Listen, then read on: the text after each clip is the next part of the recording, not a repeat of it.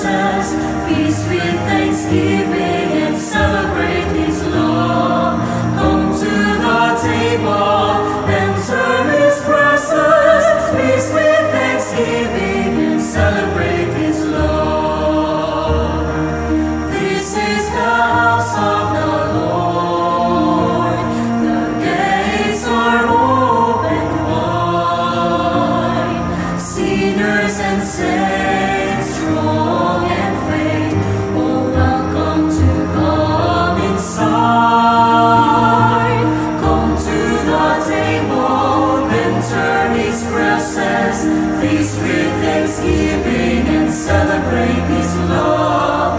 Come to the table, enter His presence, feast with thanksgiving and celebrate His love.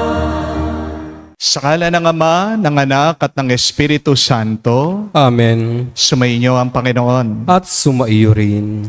Mga kapatid, habang tayo'y buhay dito sa mundo, makakaranas tayo ng mga kakulangan. Minsan kulang ka sa budget, minsan nagkukulang ka sa pasensya, minsan nagkukulang ka din sa lakas. Pero hari nawa, huwag magkulang at maging buo ang iyong pananampalataya. Dahil pag malakas ang iyong pananalig sa Diyos, mapupuno ka sa lahat ng pagkukulang ng iyong buhay. Aminin natin na inuuna nating mapuno ang ating mga bulsa, ang ating mga tiyan, pero nakakalimutan nating magpapuno sa Diyos, sa ating mga isip, puso at kaluluwa. Kaya naman, bumabalik tayo sa banal na misa dahil ang kanyang katawan at dugo ay ang tunay na pagkain ng ating buhay na magbubusog at magpupuno sa atin. Kaya naman, para tayo'y makitang karapat-dapat makatanggap minsan pa sa mga banal na misteryo, tayo'y magpakumbaba, hilingin natin ang kanyang awa.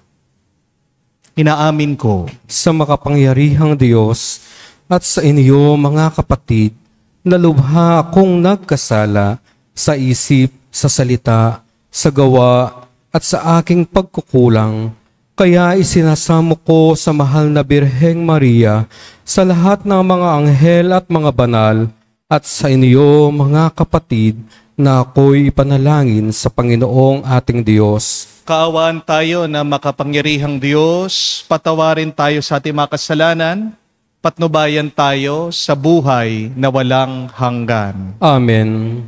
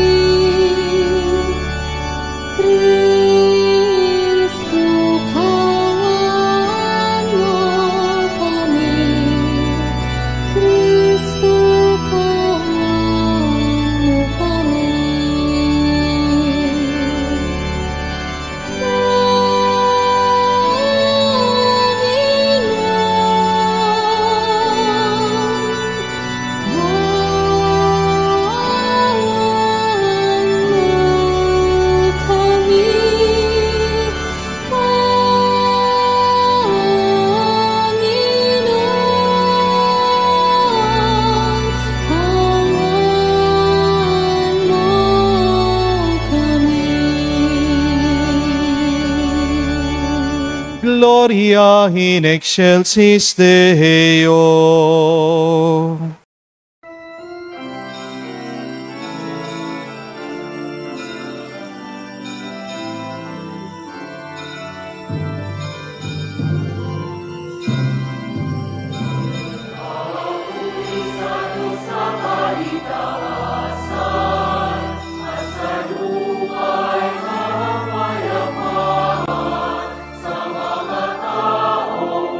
Pinahulugan niya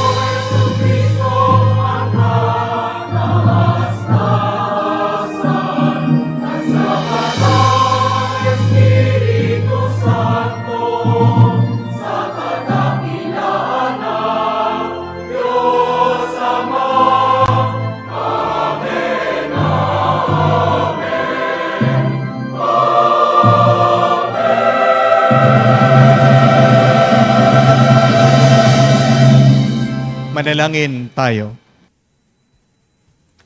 Ama naming makapangyarihan, ang iyong dakilang pagkamaawain ay nangingibabaw sa aming ginagawang kabutihan at idinadaing na mga kahilingan. Ang kagandang loob mo sa amin ay gawin mong mag-umapaw upang ang kasalanang pinangangambang ihingi ng kapatawaran ng budhi naming takot na ikaw ay lapitan, ay iyong patawarin ng lubusan, at ang ipinag-aalangan naming hilingin sa pagdarasal ay iyong pagbigyan at aming makamtan. Sa pamagitan ni Jesucristo kasama ng Espiritu Santo, magpa sa walang hanggan. Amen.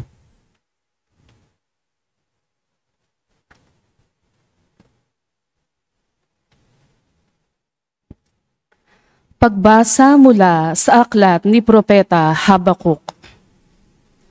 Panginoon, hanggang kailan ako daraing sa iyo at di mo diringgin? Hanggang kailan mo babayaang mamamayani ang karahasan? Bakit ang ipinakikita mo sa akin ay pawang kasamaan at kahirapan? Sa magkabi-kabilay nagaganap ang pagwasak at ang karahasan. Laganap ang hidwaan at pagtatalo. At ito ang tugon ng Panginoon. Isulat mo ang pangitain. Isulat mong malinaw sa mga tapyas ng bato, upang madaling mabasa at ibalita sa lahat. Sapagkat hindi pa dumarating ang takdang panahon upang maganap ang pangitain. Mabilis na dumarating ang wakas, hindi ito maliliban. Ngunit tiyak na magaganap kung ito may nagtatagal.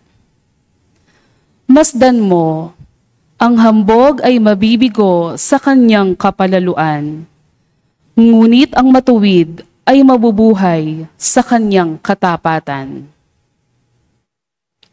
Ang salita ng Diyos. Salamat sa Diyos.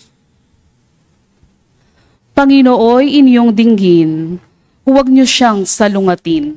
Panginooy inyong dinggin, huwag niyo siyang salungatin. Tayo ay lumapit sa ating Panginoon. Siya ay awitan. Ating papurihan ang batong kublihan natit kalakasan. Tayo ay lumapit sa kanyang harapan na may pasasalamat. Siya ay purihin ng mga awiting may tuwa at galak. Panginooy inyong dinggin, huwag niyo siyang salungatin. Tayo ay lumapit sa kanya'y sumamba at magbigay galang. Lumuhod sa harap nitong Panginoong sa ati lumalang. Siya ang ating Diyos. Tayo ay kalinga niyang mga hirang. Mga tupa tayong inaalagaan. Panginooy inyong dinggin, huwag niyo siyang salungatin. Ang kanyang salita ay ating pakinggan. Iyang inyong puso'y huwag patigasin, tulad ng ginawa ng inyong magulang nang nasa Meriba at sa ilang ng Masa. Ako ay tinuksot, doon ay sinubok ng inyong magulang. Bagamat nakita, aking ginawa, silang nakinabang. Panginooy iniyong dinggin, huwag niyo siyang salungatin.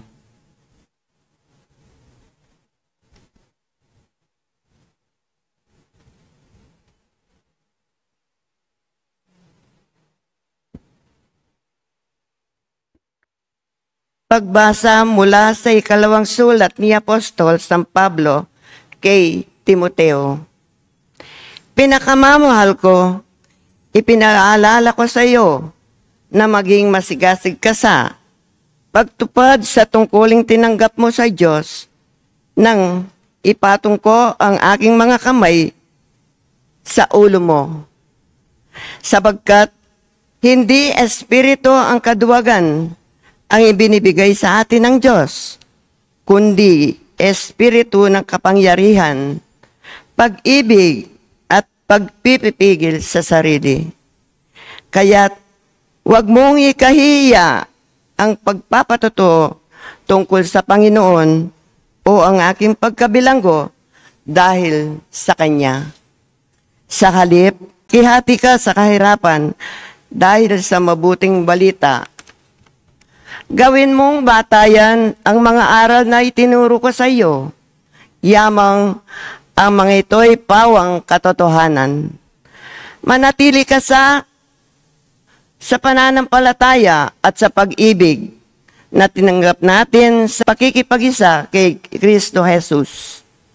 Sa tulong ng Espiritu Santong nanananahan sa atin, ingatan mo ang lahat nang ipinagkatiwala sa iyo. Ang salita ng Diyos. Salamat sa Diyos.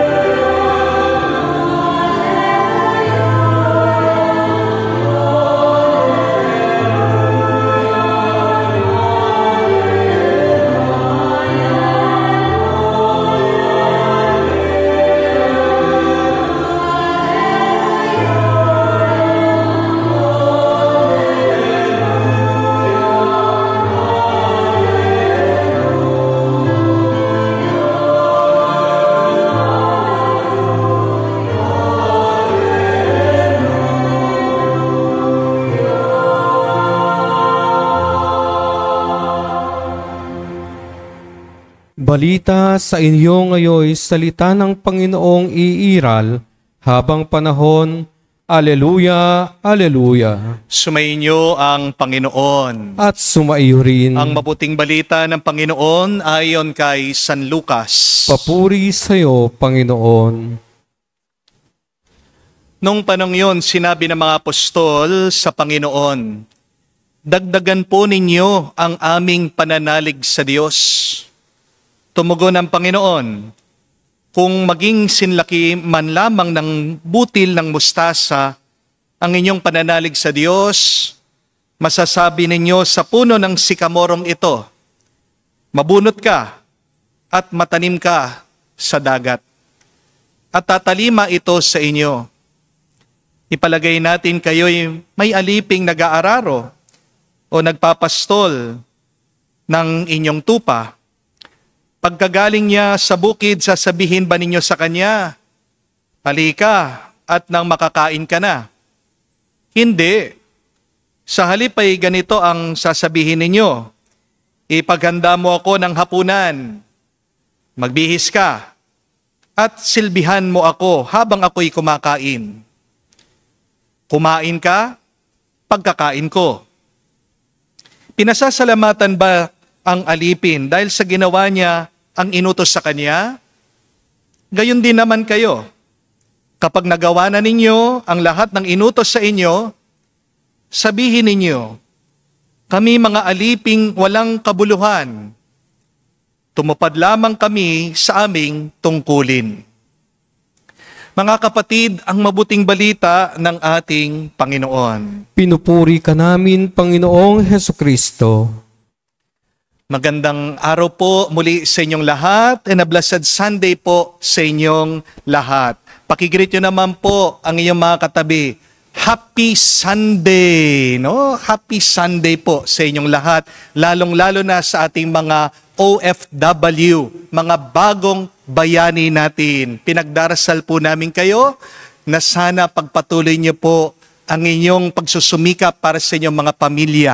At pinagdarasal din po natin sa ating banal na misa ang ating mga kapatid sa Cebu na sa nakaraang mga araw po ay tinamaan ng lindol. Pagdasal na po natin ang mga nasawi, mga nawalan ng bahay, ang mga nahihirapan. Naway sila'y tulungan din ng Panginoon. May tanong lang po ako sa inyo. Sino po sa inyo ang nakaranas ng matinding problema last year? Pakitaas po ang kamay. Meron po. Hiya pa kayo, no? Wag na po kayo mahiya, no? Kung nagreaksyon na naman po kayo, taas niyo po mga kamay niyo, ha? No?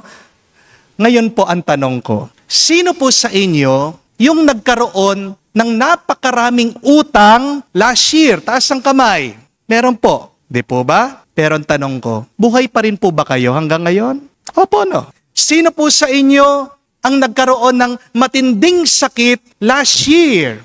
Pakitaas ang kamay. Meron din po.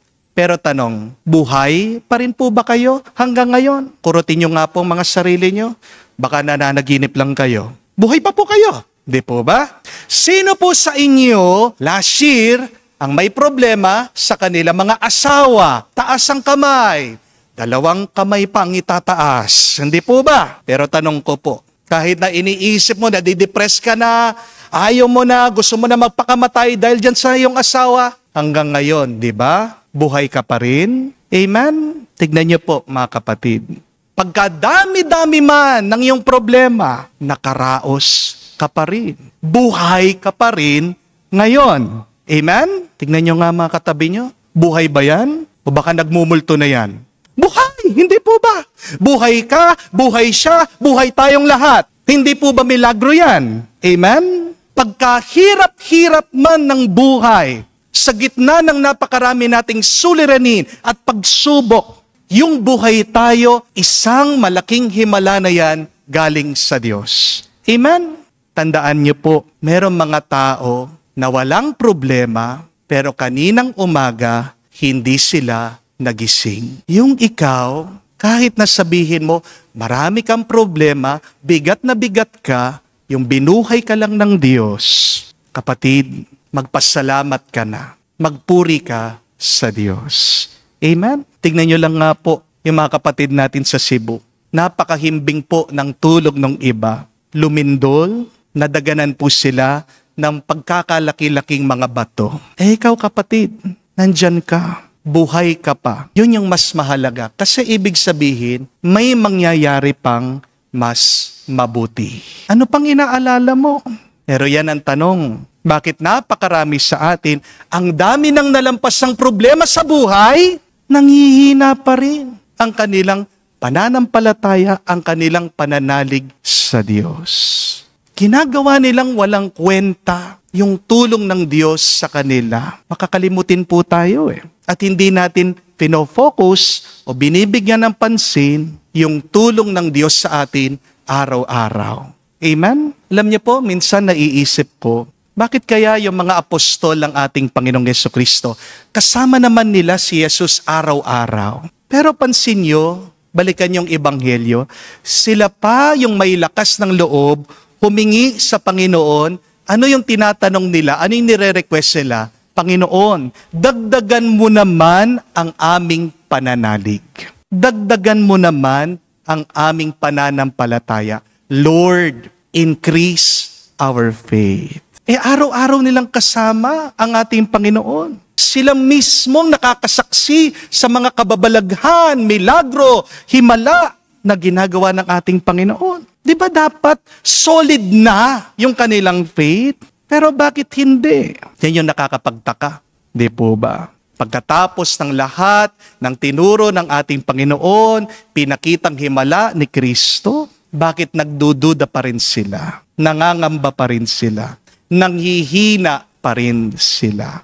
Isang katotohanan yan, mga kapatid, na kahit na malapit ka sa Diyos, makakaranas ka pa rin ng panghihina sa iyong pananampalataya. Amen? Kaya wag po kayong magigilty kung kayo din po ay may problema sa iyong pananampalataya. Kahit na malapit ka kay Kristo, dadaanan mo yan, ang panghihina ng iyong pananampalataya. Kaya nga, ang tanong po, ano ang gagawin natin para lumakas ang ating pananampalataya? Ano ang gagawin natin kapag nararanasan na natin ang panghihina ng ating pananalig sa Diyos? What shall we do when we feel that we have a weak and small faith in God? Balikan po natin ang mga pagbasa natin ngayong linggo. Napakaganda. The first one is, when life overwhelms you, cry out like Habakkuk. Sa unang pagbasa, narinig po natin ang propeta si Habakkuk, nagrereklamo siya sa Diyos. Sabi niya, how long, O Lord? Ang daming karahasan, violence, ang daming problema. Bakit wala kang ginagawa, Panginoon? Parang ngayon lang, no? Hindi niyo po napansin? Bakit nagkasabay-sabay yung mga problema ngayong nakaraan na buwan ng Setyembre? Nagsunod-sunod yung bagyo, hindi na nawawala ang baha sa ibang bayan. Na-expose po, ang dami palang corruption. Totoo pala, may sistema na ng panloloko sa ating mga Pilipino. Tapos sinundan pa ng lindol.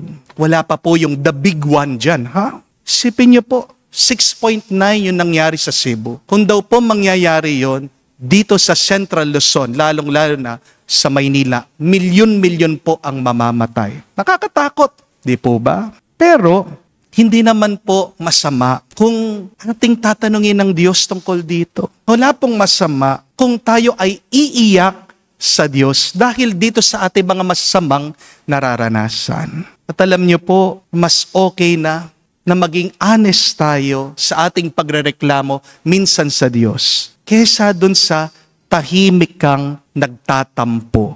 Dahil yan ang pinakita ni Propeta Habakkuk. Hindi siya naging plastic sa Diyos.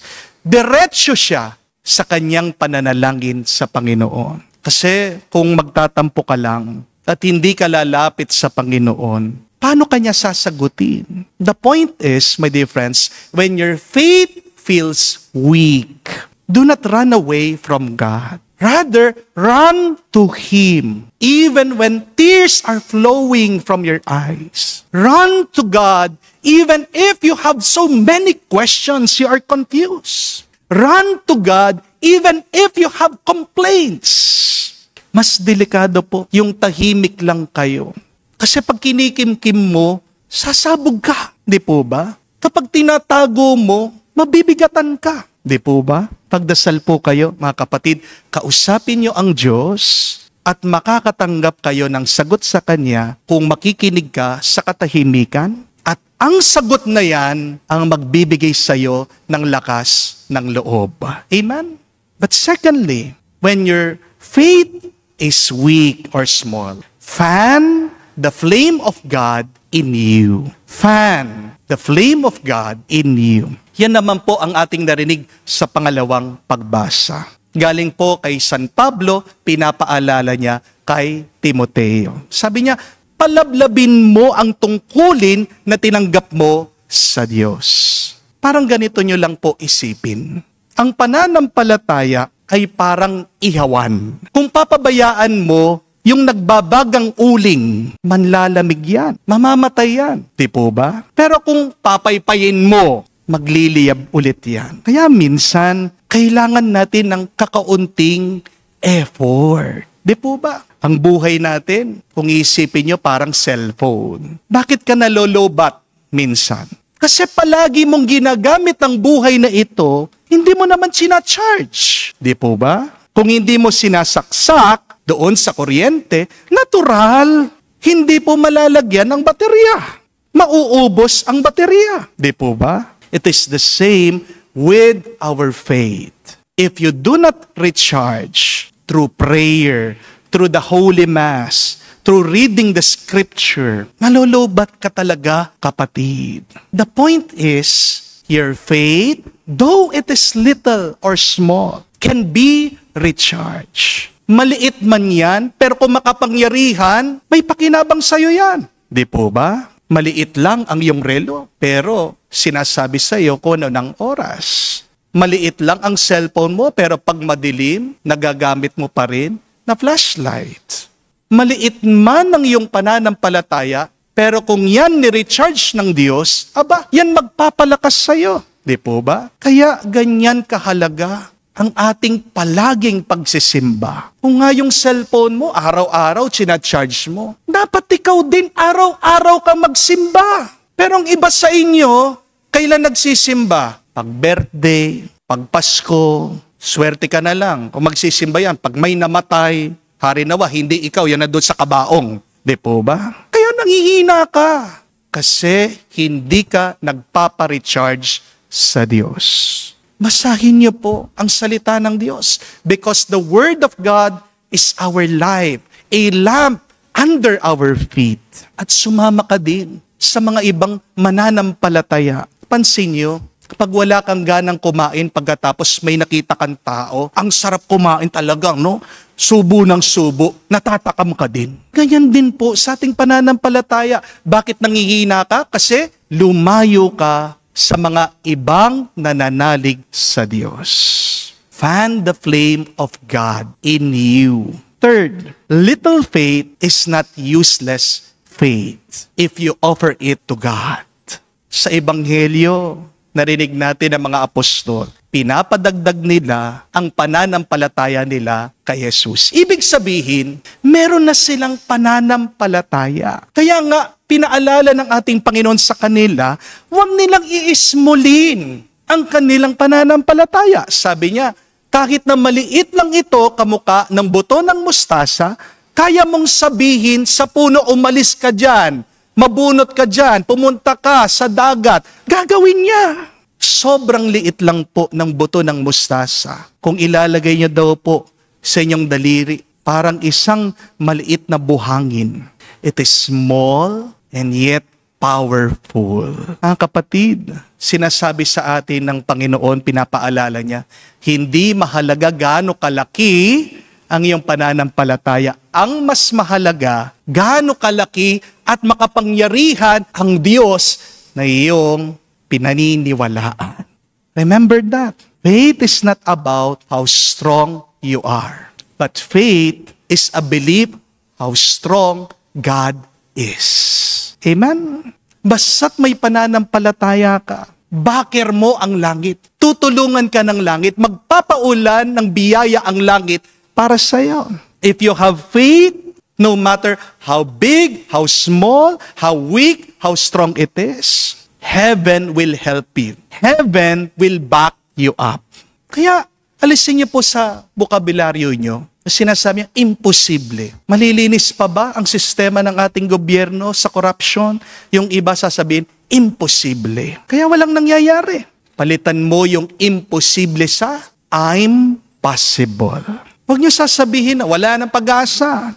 Sabihin mo, laban lang. Pagpatuloy mo lang. Move on. Huwag mo sasabihin na malas ang araw na ito. Ang dapat sabihin mo, paniwalaan mo, the best ang araw na ito. Kagising mo pa lang, sabihin mo, maraming blessing ang aking mararanasan sa araw na ito. Tingnan nyo yung mga asawa nyo. Huwag kayo magsisimangot sa kanila. Kahit na nandyan pa rin, naaalala mo yung ginawa niya. Anong paniwalaan mo? Ano yung sabihin mo? Mahal ko to. Mabait ito. Tapat ito. Nga po nagpapabless yung mga bata sa akin sa board exam nila. Palagi ko naririnig sa kanila, Father, sana po pumasa kami. At pinapaalala ko sa kanila, oy, alisin nyo yung salitang yon. Huwag nyo sabihin, sana. Sabihin nyo na, papasa kami. Papasa ako. Ang dami nagpapabless din po na gustong magkaroon ng baby.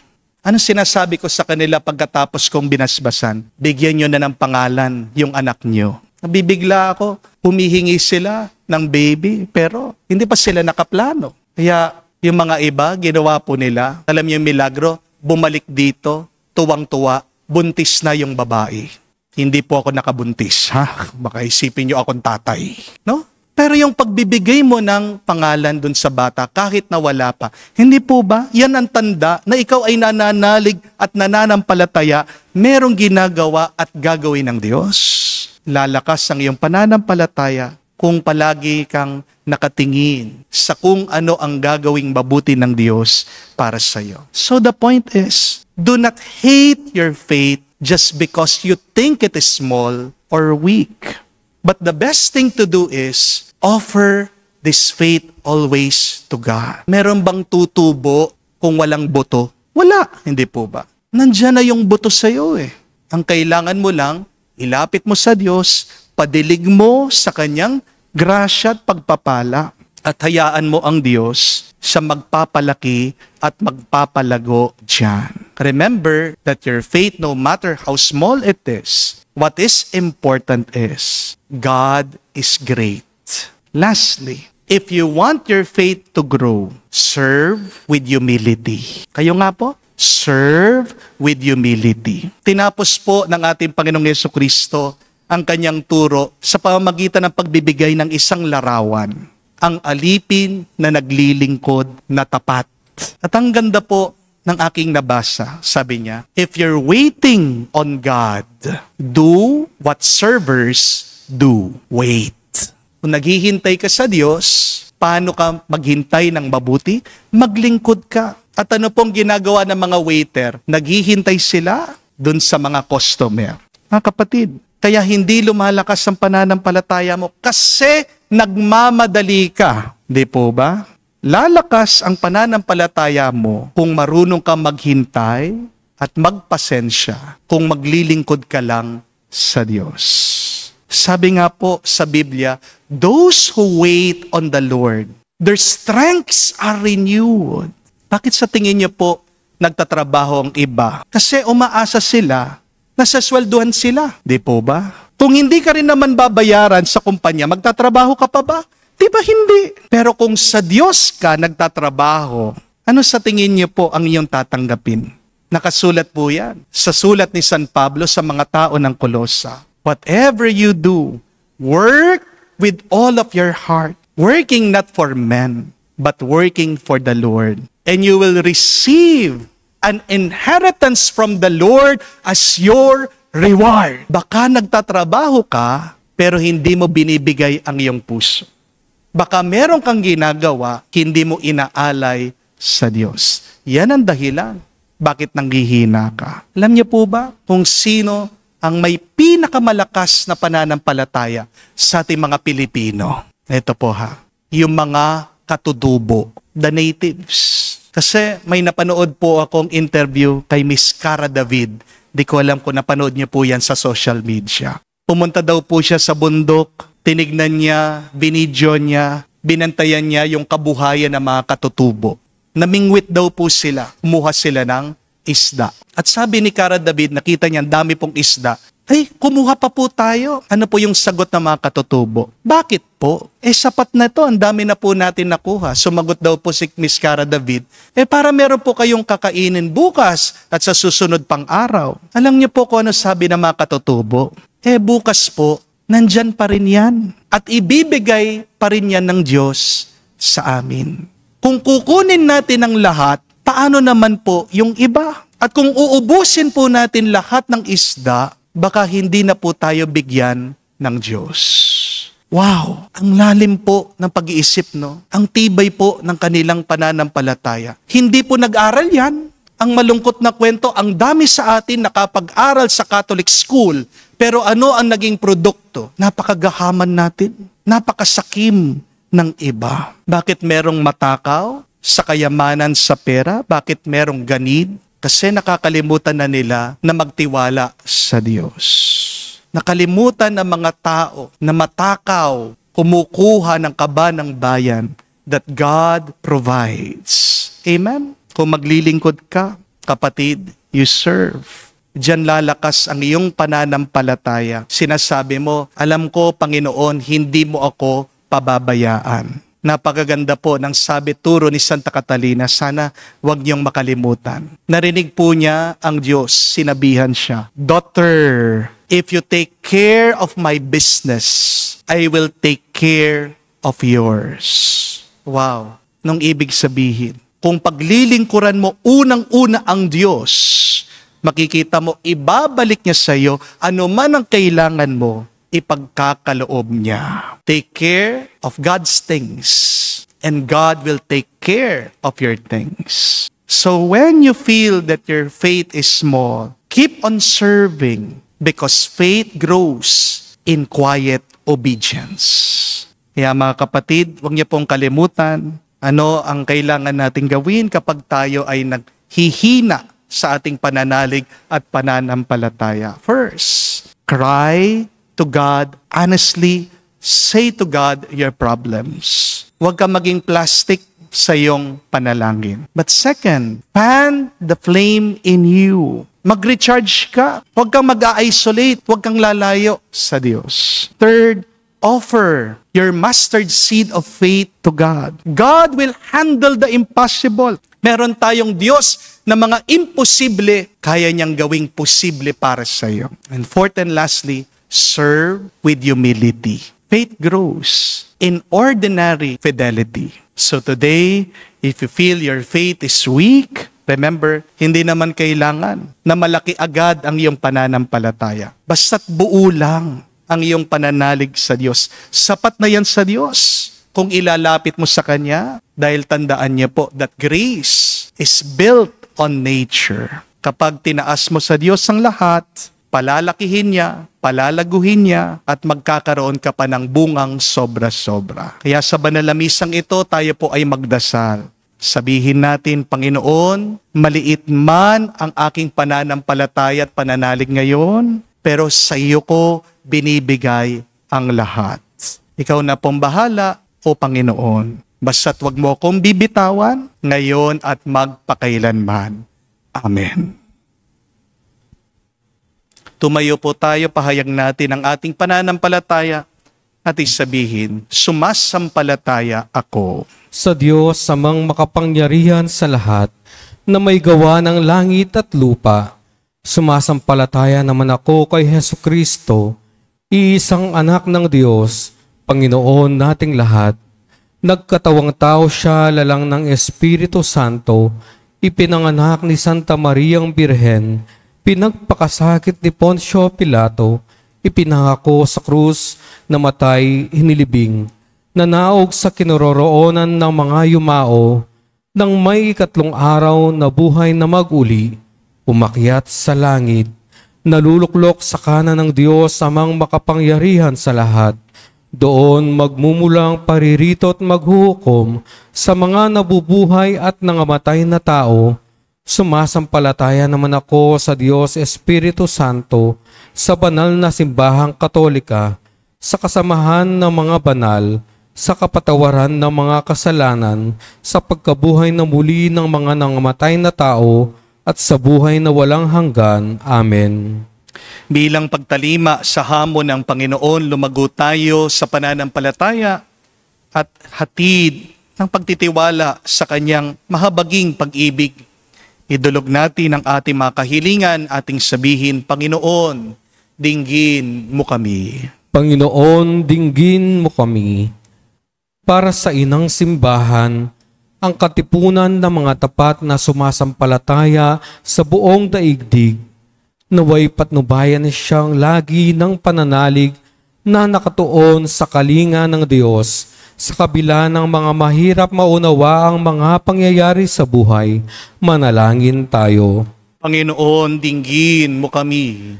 Para sa Santo Papa, mga obispo at mga pari, naway patuloy silang maging inspirasyon natin sa kanilang matatag na pananampalataya at pagsisikap para sa kabutihan ng mga inihabilin sa kanilang pangangalaga. Manalangin tayo. Panginoon, dinggin mo kami. Para sa mga nanghihina dahil sa sakit o malalaking pagkabiko, naway palakasin sila ng kanilang pananalig sa masuyuing Diyos tungo sa pagpapanibagong buhay. Manalangin tayo. Panginoon, dinggin mo kami. Sa katahimikan po ng ating puso, banggitin natin ngayon sa Diyos ang ating mga personal na pangangailangan.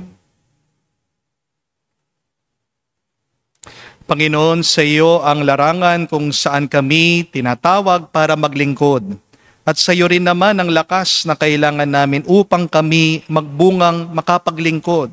Pagkalooban mo kami ng kababaang loob para tanggapin ito at ng lakas ng loob para magsikap sa paglilingkod sa iyo. Sa pamamagitan ni Kristo, aming Panginoon. Amen.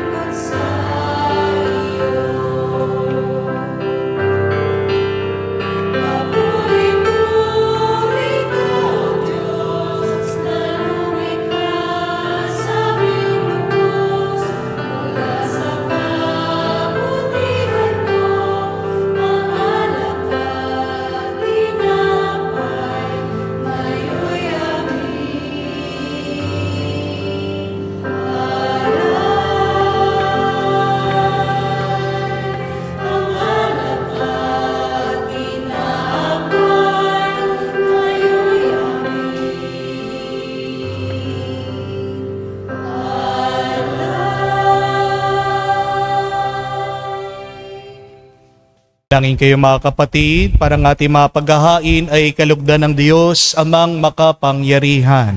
Tanggapin nawa ng Panginoon itong paghahain sa iyong mga kamay sa kapurihan niya at karangalan sa ating kapakinabangan at sa buong sambayanan niyang banal. Ama naming lumikha, tanggapin mo ang paghahain ng mga alay na iyong inihabilin at sa pagdiriwang nang dapat naming ganapin, ang kabanalan ay iyong pagliligtas, naway sumaamin. Sa pamamagitan ni Jesucristo kasama ng Espiritu Santo, magpa sa walang hanggan. Amen. Sumainyo ang Panginoon. At sumaiyo rin. Itaas sa Diyos sa inyong mga puso at diwa. Itinaas na namin sa Panginoon. Masalamatan natin ang Panginoong ating Diyos. Marapat na siya ay pasalamatan. Ama naming makapangyarihan, tunay nga marapat na ikaw ang aming pasalamatan. Nasa iyo aming buhay, pagkilos at pag-iral. Sa pamumuhay namin araw-araw, tinatamasa namin ang iyong pagmamahal. Sa pag-ibig mong pinunla sa sangkatauhan. Ang Espiritu Santo'y unang aning bigay. Ng anak mong naglagak sa amin ng katiyakang nakalaang mabuhay kami sa piling mo kailanman.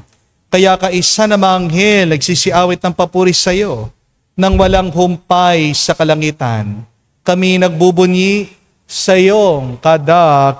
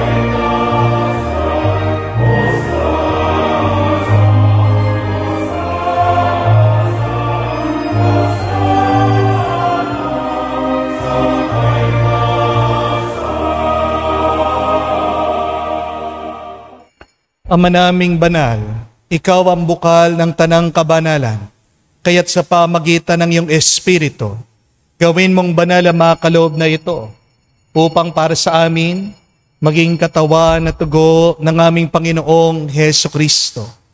Bago niya pinagtiis ang kusang loob na maging handog, hinawakan niyang tinapay, pinasalamatan kanya, pinaghati-hati niya iyon, inabot sa kanya malagad at sinabi, tanggapin ninyong lahat ito at kanin. Ito ang aking katawan na ihahandog para sa inyo.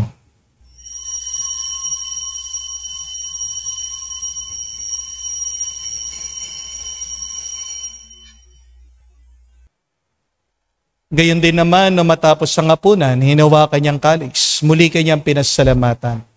Nabot niya ang kalis sa kanya malagad at sinabi, tanggapin ninyong lahat ito at inumin. Itong kalis ng aking dugo, ng bago at walang hanggang tipan. Ang aking dugo ni bubuhos para sa inyo at para sa lahat, sa ipagpapatawad ng mga kasalanan. Gawin ninyo ito sa pag-alaala sa akin.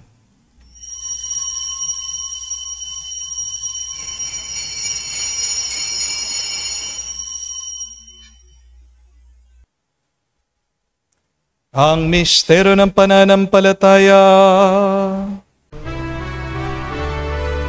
Aming ipinahayag na namatay ang iyong anak, nabuhay bilang Mesiyas at magbabalik sa wakas para mahayag sa lahat. Ama, ginagawa namin ngayon ang pag-alaala sa pagkamatay muling pagkabuhay ng iyong anak. Kaya tinialay namin sa iyo ang tinapay nagbibigay buhay at ang kalis na nagkakaloob ng kaligtasan. Kami nagpapasalamat dahil kami yung minarapat na tumayo sa harap mo para maglingkod sa iyo. Sinasamo namin kami magsalo-salo sa katawan at tugon ni Kristo ay mabuklod sa pagkakaisa sa pamagitan ng Espiritu Santo. Ama, lingapin mong iyong simbahan, lagana sa buong daigdig.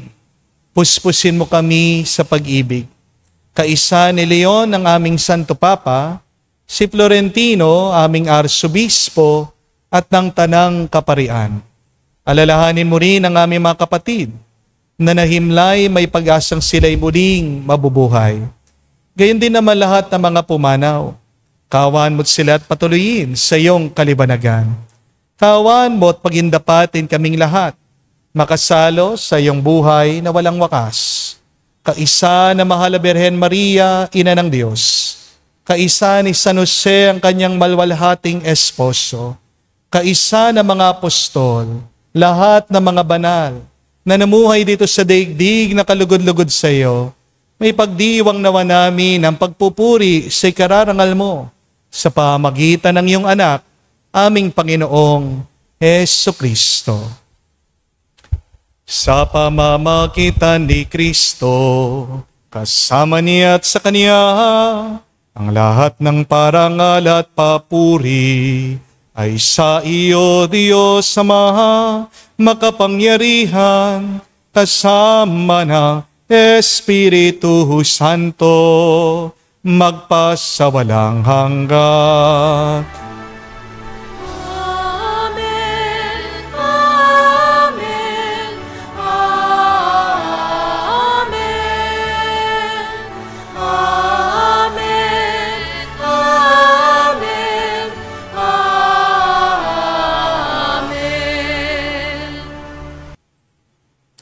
Sa nakagaling na utos sa turo ni Jesus sa Panginoon natin Diyos, ipahayag natin ang lakas, loob.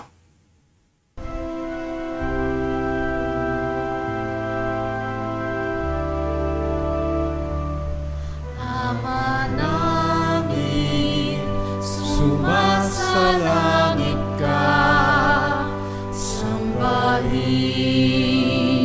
ang ngalan mo, mapasa amin ang kaharian mo, sundin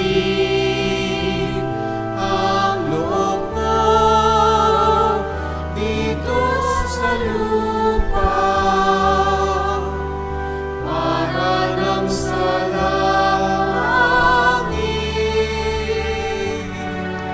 Bigyan mo kami ngayon ng aming kakanin sa araw-araw,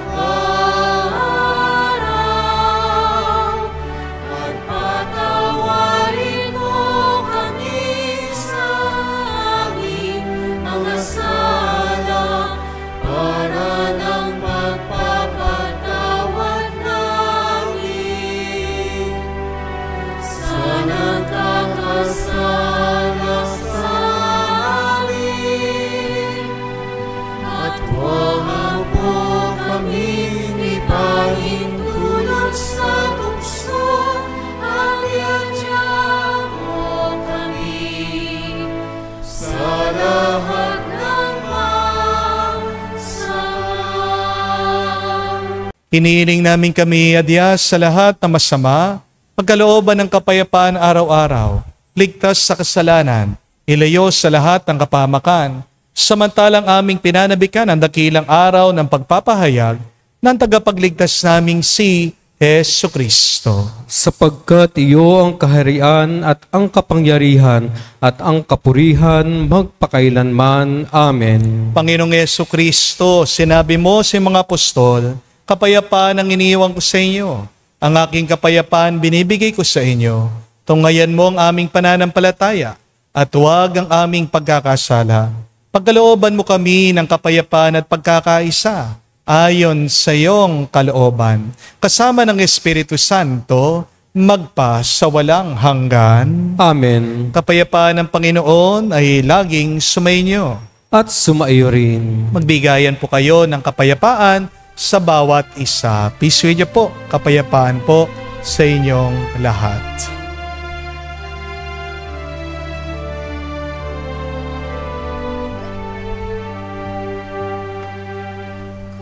Kordero ng Diyos na nag-aalis ng mga kasalanan ng sanlibutan, maawa ka sa amin.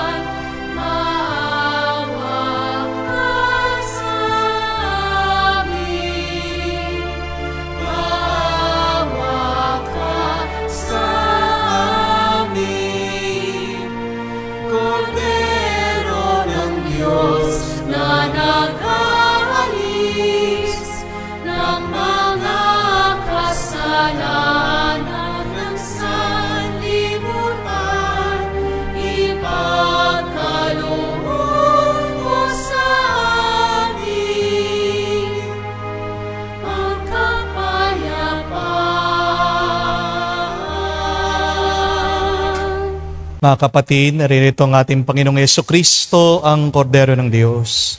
Siya nag-aalis sa mga kasalanan ng sanlibutan.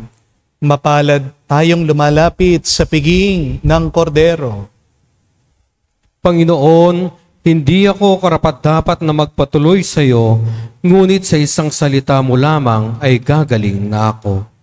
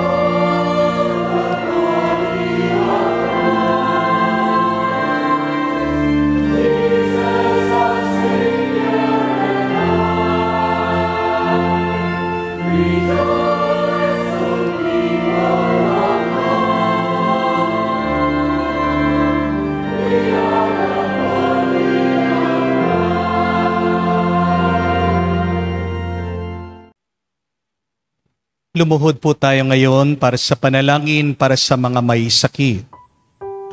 Panginoong Yesus, lumalapit po kami sa iyo ngayon upang idulog ang kagalingan ng mga may sakit. Haplusin niyo po sila at pagkalooban ng panibagong lakas upang sila ay muling makapaglingkod sa iyo. Patawarin niyo po sana sila sa kanilang mga kasalanan at pagkalooban din ng kagalingang pangkaluluwa.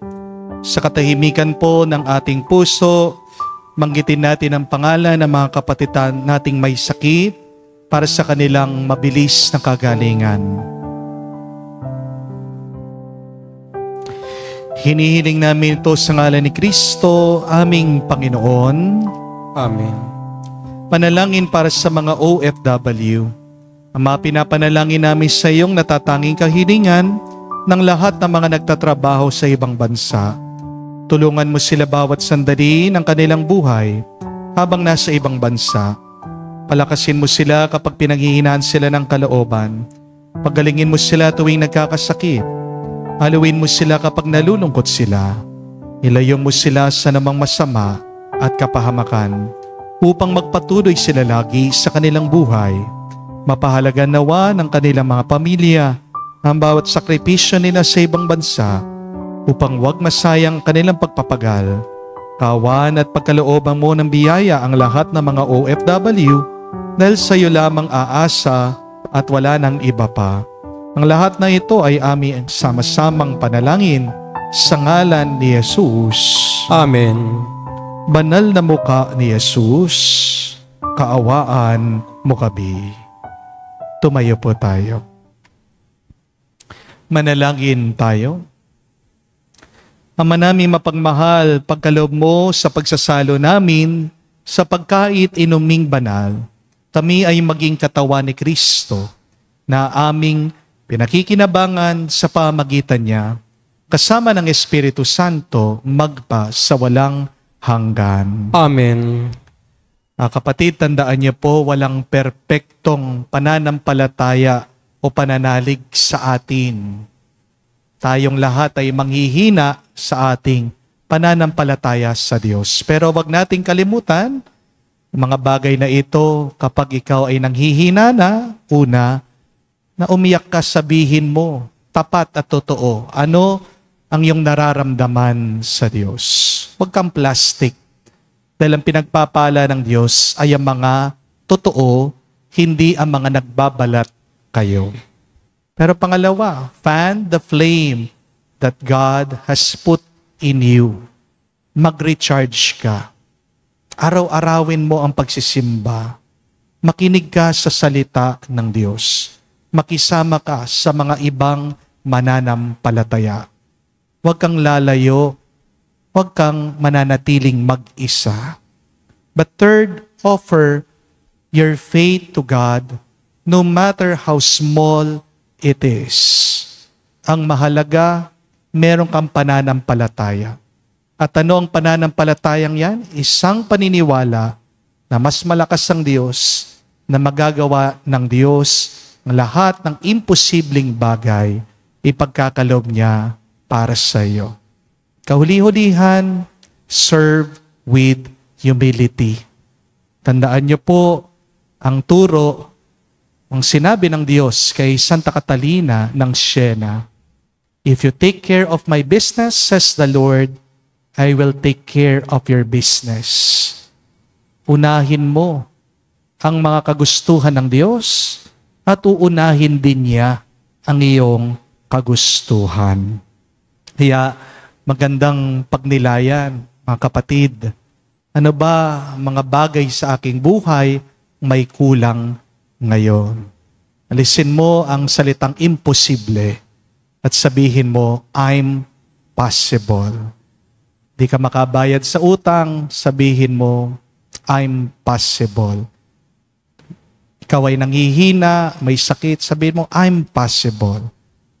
Parang wala nang chance sa magkabalikan kayo at magkaayos ng iyong asawa, sabihin mo, I'm possible. Nawawalan ka na ng pag-asa, nalulungkot ka, sabihin mo, I'm possible. Itong korupsyon na nangyayari sa ating bansa, posible pa rin na maayos yan sa tulong at sa awa ng Diyos. Amen? Basta tayong lahat sama-samang manalig at manampalataya sa Kanya.